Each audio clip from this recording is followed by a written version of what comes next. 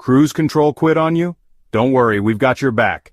First off, check the cruise control switch. It's usually on the steering wheel. Make sure it's turned on and set correctly. Next, take a look at the brake lights. If a brake light is out, your cruise control might not work. Replace any burnt-out bulbs. Now let's check the brake pedal switch. This little switch can get stuck or damaged. If it's not working, your Jeep thinks the brakes are always on. You can find it near the top of the brake pedal. Also, check the fuses. A blown fuse can mess with your cruise control. Your owner's manual can show you where the fuse box is and which fuse to check.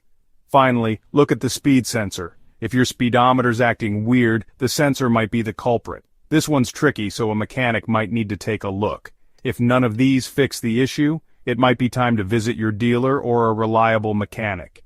There could be a deeper issue at play, so there you have it. A few simple tips to get your Jeep Grand Cherokee's cruise control back on track. Safe travels.